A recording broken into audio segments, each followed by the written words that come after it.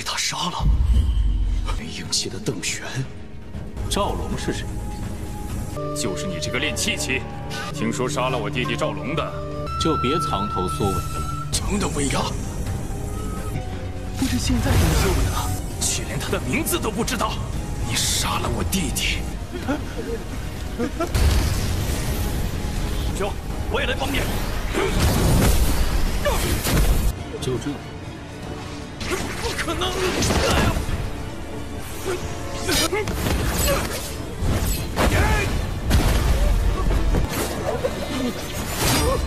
你这是在羞辱我吗？练气气。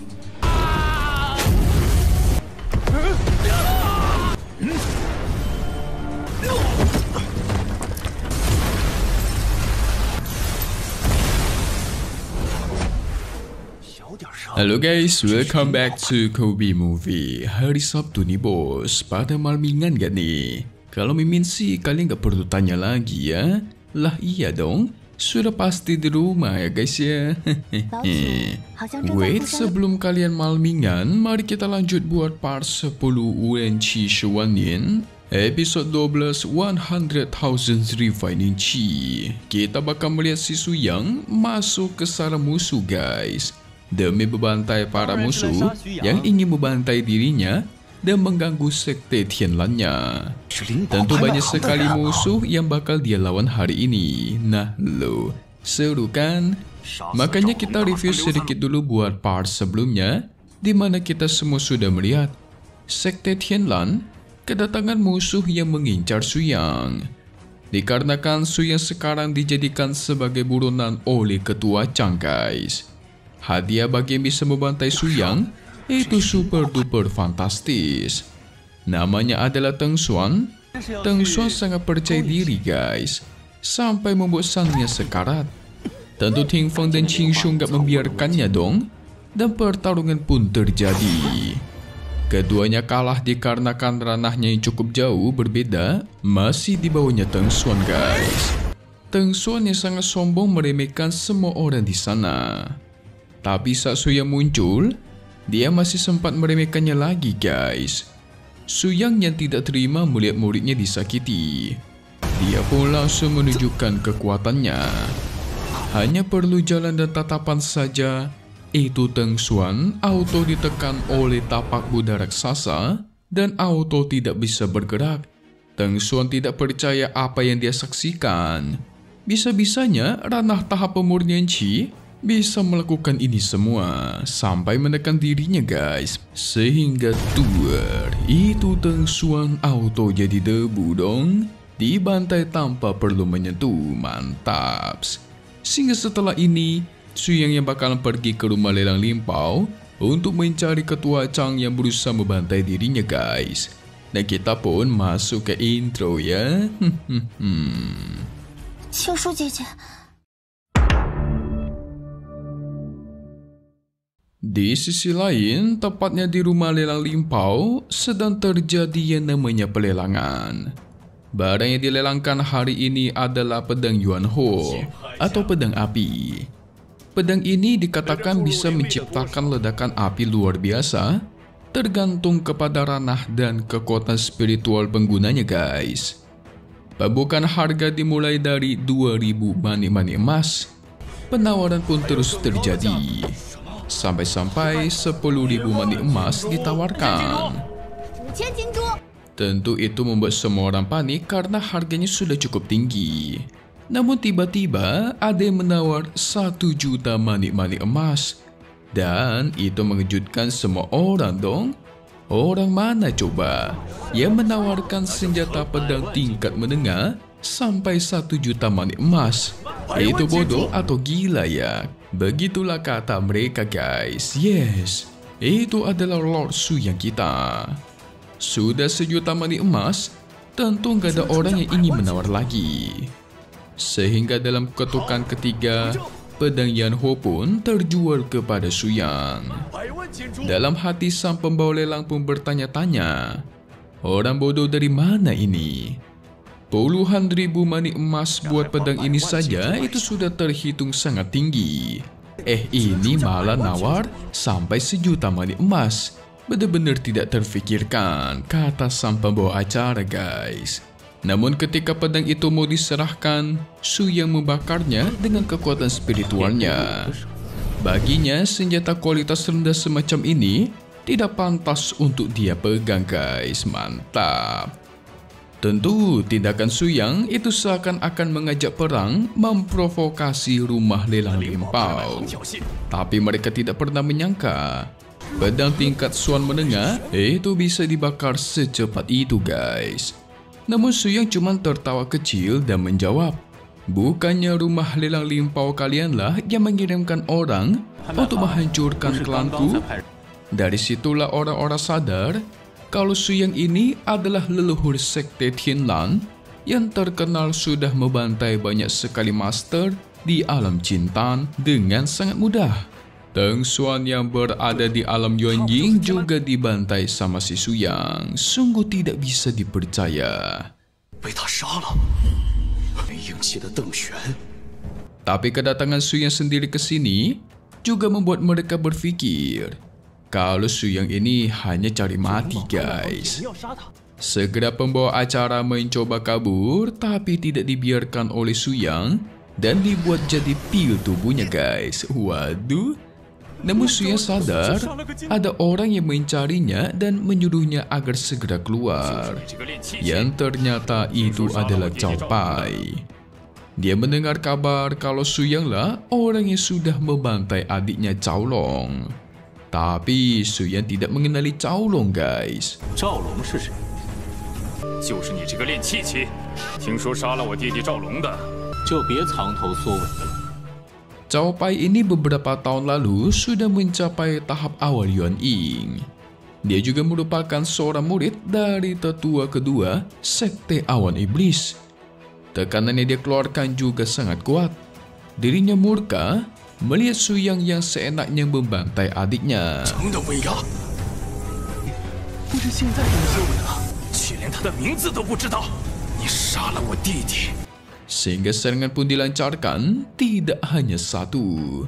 Teman seperguruannya pun ikutan membantu dalam membakar Su Yang guys. 兄，我也来帮你。 Mereka yakin dengan kombinasi penggabungan 10.000 setan api milik mereka ini, pasti Su Yang sudah menjadi debu.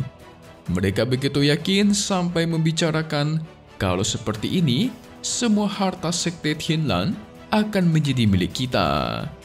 Udah gitu di sana ada beberapa murid perempuan yang super cantik. Jadi kita bisa senang-senang bersama mereka, lalu menjualnya supaya mendapatkan uang yang banyak. Buset dah, ini otaknya busuk banget asli. Sampai-sampai si Cao Pai berpikir kematian adiknya ternyata ada gunanya juga ya. Kacau, kacau. Mereka nggak tahu kalau si Su Yang itu masih sehat walafiat guys. Mereka yang masih asik ketawa jahat, tapi langsung terdiam ketika melihat Su Yang yang selamat tanpa ada luka sedikit pun guys. Cao Pai segera murka dan mengeluarkan pedangnya. Tapi malah dengan mudah ditahan dan dipentalkan.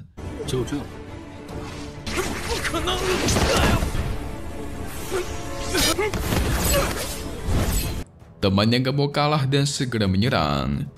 Namun malah dijadikan abu sama si Su Yang guys. Cao Pai tentu tidak terima murid seperguruannya itu dibantai. Tapi sayangnya hanya dengan sekali lambaian, Cao Pai ditekan ke tanah membuat lantainya hancur menghasilkan lubang cukup besar. Ternyata rumah lelang limpau ini menyembunyikan barang lain di bawah. Pasti banyak harta karun nih. Sehingga Su Yang pun turun ke bawah guys. Ternyata di sana adalah tempat ketua Chang bersembunyi. Su Yang mencari-cari harta di sana. Ada tombak yang cocok dengan Ting Feng. Ada juga gelang yang dibuat dari batu giok cocok untuk Qing Shu. Cao Pai yang tidak terima. Dia berada di ranah Yuanying menengah, tapi kok tidak berdaya di hadapannya Su Yang. Su Yang pun hanya mengaku dia berada di tahap pemurnian Qi. 在你手中连一招都过不了，你究竟是何修为？练气气。 Itu membuat Cao Pai tidak terima dong. Dirinya merasa penghinaan guys. Sehingga Cao Pai berjanji bakal balas dendam di masa depan. Hah? Kata siapa? Aku akan membiarkanmu kabur hari ini, kata Su Yang.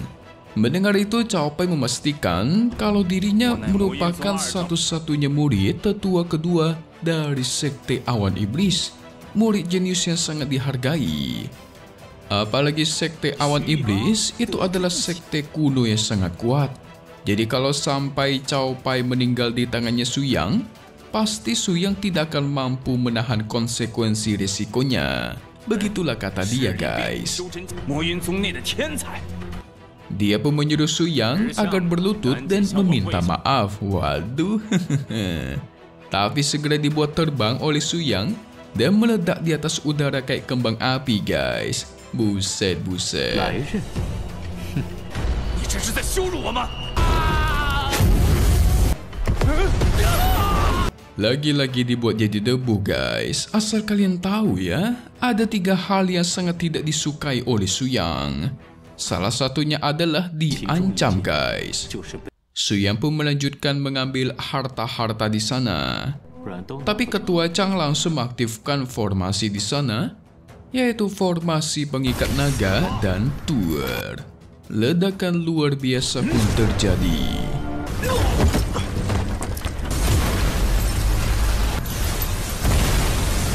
Sudah dipastikan Su Yang bakal terbantai dikarenakan ini guys. Kata siapa? Ternyata Su Yang juga masih walafiat, tidak ada luka sama sekali.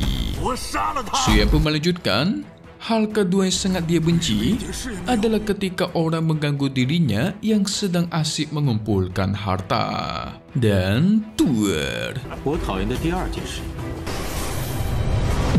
死。 Ketua Chang pun dihilangkan dari dunia ini guys. Jadi kalau dihitung-hitung 1, 2, 3, 4 ada 4 orang yang sudah dijadikan abu hari ini oleh si Su Yang guys. Setelah mengumpulkan semua harta di sana, walaupun cuma setengahnya saja, karena kan sisanya hancur dan terbakar guys. Su Yang pun memutuskan untuk kembali, tapi tidak lupa dia juga menghapuskan rumah lelang limpau dari kota mereka guys. Ini baru balas dendam ya. Orangnya dibantai, tempatnya pun dihancurkan. Sekali balas dendam hancur semua, jangan tanggung-tanggung guys. Namun Mimi yakin nggak lama lagi Su Yang bakal melawan para tetua dari sekte kuno yaitu Sekte Awan Iblis. Cepat atau lambat, berita kematian murid mereka itu bakal tersebar.